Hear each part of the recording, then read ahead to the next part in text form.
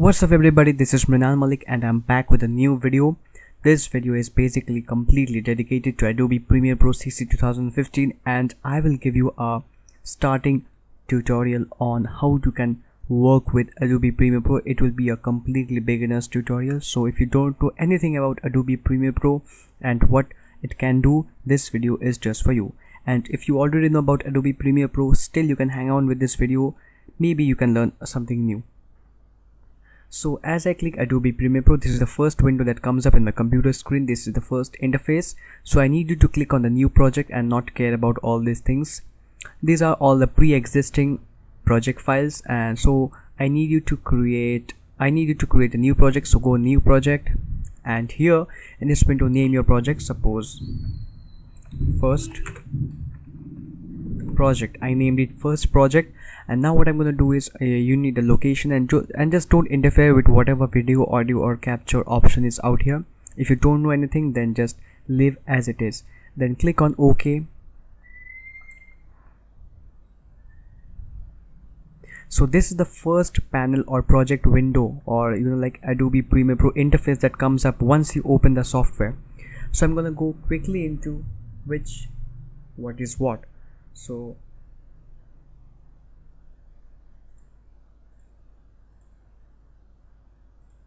So basically this is the editing workspace. As you can see by going to window, workspaces, editing. So this is basically the workspace for editing.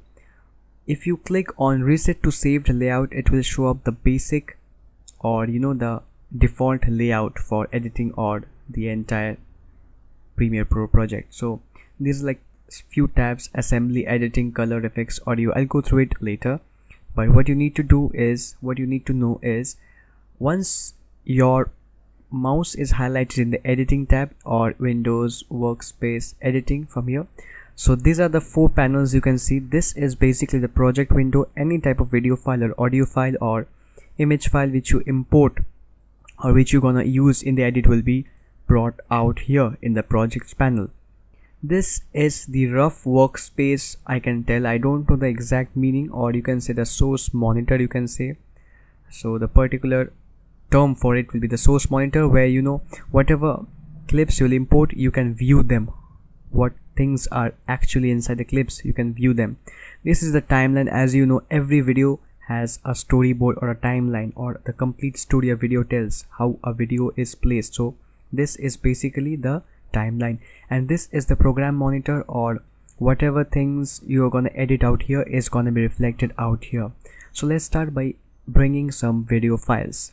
So there are two ways to bring video files. One is you can go to file and import and select the video files you need from the required optional from the required place, or you can do another thing, that is you can just take it from the desktop, just drag and drop.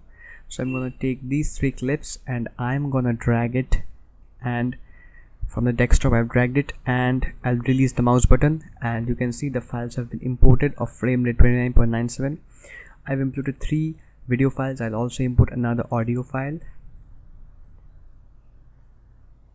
So now I've imported 4 clips. These are the clips I'm gonna work on, and these are my actual clips. Now I want to see what these clips are, so I'm just gonna click on them, and you can see these are the clips.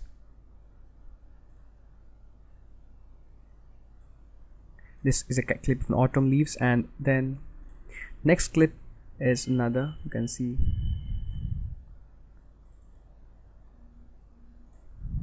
Maybe this is, since this is 4K, its resolution is higher, it's not coming up easily or nicely in the editing or source workflow. So I'm going to delete this clip, and let me show you this clip. I have it out here.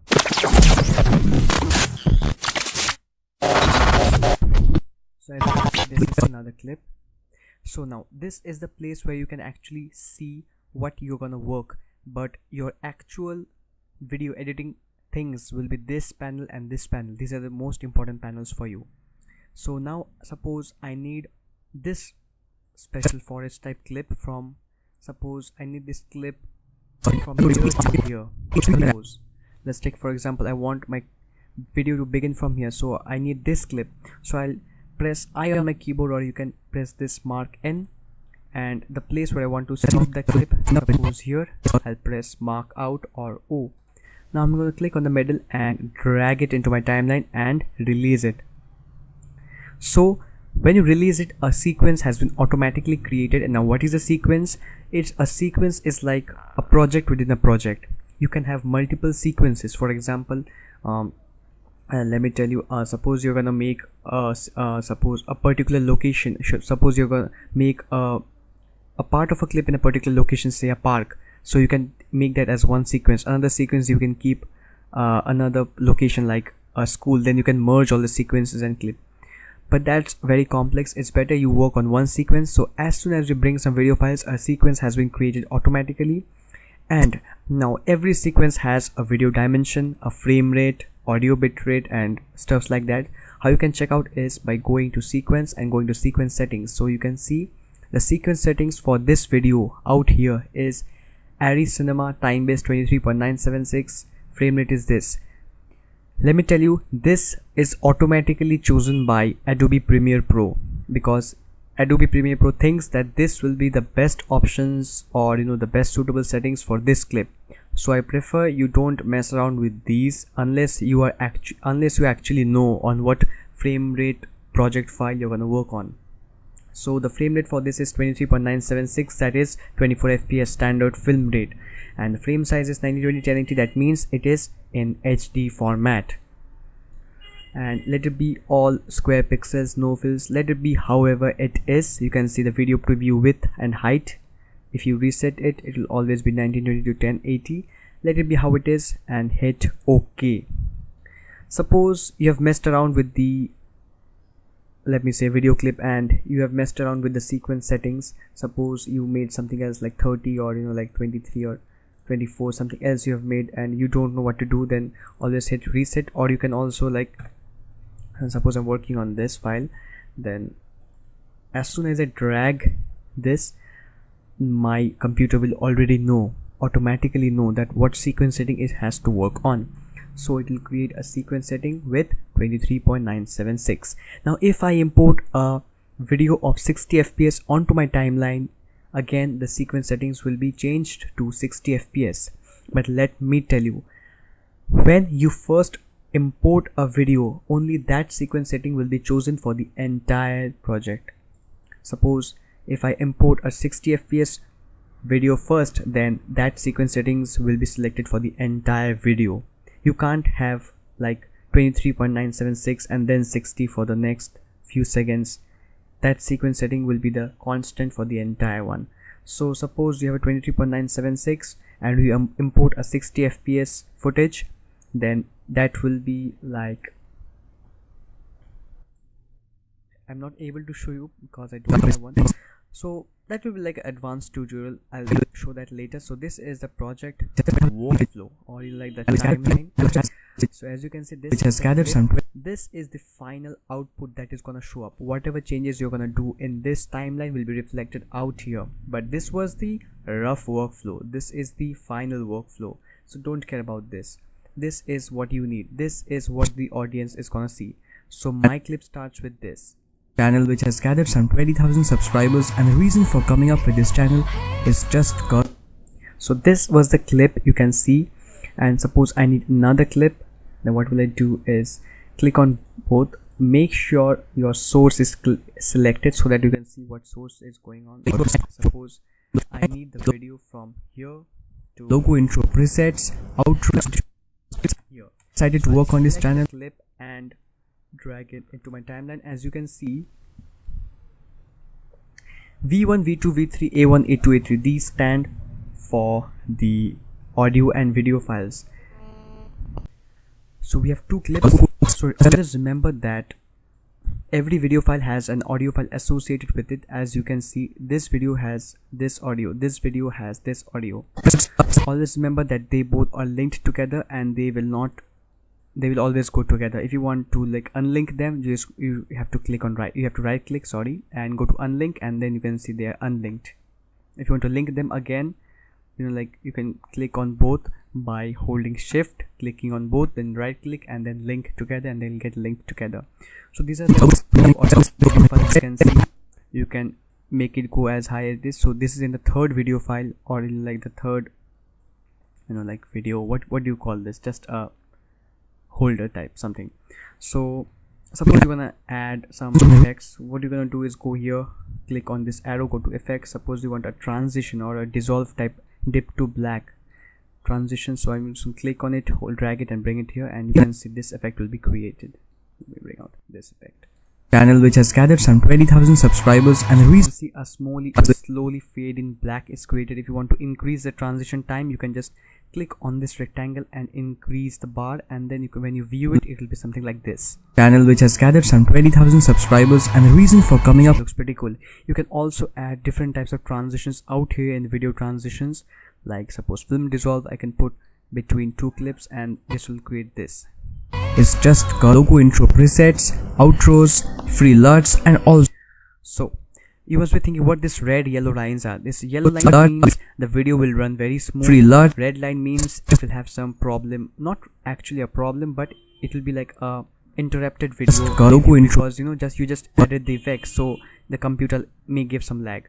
So always remember, here the preview should be set to 1/4. That means you will not get lags in video previews. If you put on full, that means your entire video will be shown in HD. But remember, when you export a video, it will always be in HD, no matter this thing is in full or 1/4. So I prefer you keep it in 1/2 or 1/4 according to the complex workflow you'll be working on. The more the effects, more harder it will be to actually view the file. It will be like very laggy. So I prefer always keeping 1/4. It will reduce the pixels on the project screen, but it will be the best option for you. So what you're gonna do, suppose I want to add some titles before my video, like this is my first YouTube video. So what I'm gonna do is go to title, new title, and default still, let it be as it is, then click OK. Then go to this toolbar, text toolbar, and write anything like YouTube. Now you can just edit it as you want, like you can increase the size, you can increase anything, you can change color, you can change the thickness and everything regarding this, and then you're just gonna close it. It'll be saved automatically. Now what you're gonna do is, how will you find the title thing? Go to project and see the title is here. So you want to drag this in and bring it here, so you see, but that looks so weird. So what you're gonna do is, I need some dip to black, something like that effect. So I'm gonna go to effects and dip to black. So now what I need is, I need this thing to be in the middle, like YouTube is on the left and upper hand, so I just want it to be in the middle. So what I'm gonna do is click the file or click the video file, go to effect controls. Always remember, this effect controls are only for this particular file. If I click on this file, then this file's effect controls will be showed up here. So I'm clicking on this file, go to motion, and under position you can see left right I can do, and this will be for the up and down, this will be for left and right positions. So you can do this, you can scale it, you can rotate it, then you can also increase the opacity. Opacity means like the visibleness, or like the visibility basically. So just don't hang around too much with this. So this is the basic. Suppose my YouTube, it comes up like this. Now I suppose I want my video to end here, I want my title to end up here. So I will click on this title, click here and drag it down, and you can see YouTube comes up, and channel which has gathered some 20,000 subscribers, and the reason for coming up with this channel is, as you can see, this is on the second video file option, or the second video line, and this is in the first video line. You can make as much video lines as you want, but it won't be necessary unless you're doing complex like video editing stuff. Suppose I want my volumes to change, so I can just click on the audio or video. These two are linked, so the both are highlighted. Now then go to audio effects, and you can change the volume by clicking on this. You can go as low as -25, and you can go as high as 6 decibels. 0 decibels is a normal standard file format. So now suppose you want to bring in more audio files, go to project, put in here audio files, and see, I'll drag my audio files and bring. You see, along with the audio, this video has also come up here. So I don't want this video, I just want the audio. So I'm going to right click on it, go to unlink, and click on the video and click delete. Now I'll bring the audio file as much as on the left. Now you can see channel which has gathered some 20,000 subscribers, and the reason for coming up with this channel is this is created. Now suppose I want to delete some audio, just click on right click, go to unlink so that it will unlink from it. Just right click and delete. Ctrl+Z means undo. Suppose I want to mute one audio or suppose an entire line, so I'm going to click on mute and that will not be shown.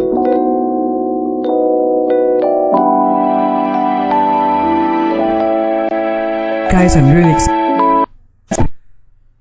So that's all. So always remember, in the sequence settings, always check on these from time to time. Don't ever make a like sequence setting with 10 fps or something like that.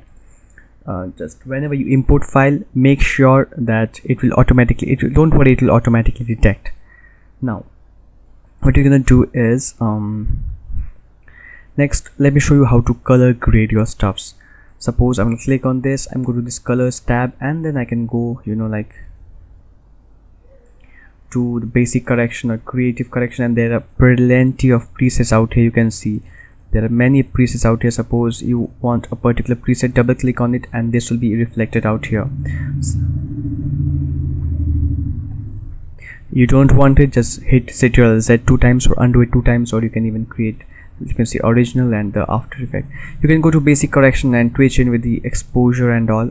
Make sure whenever you're doing all these stuffs, your video file is created, otherwise it will reflect on some other video file. Make sure of that. You can also copy video effects from one file to another, which I will show in later like videos.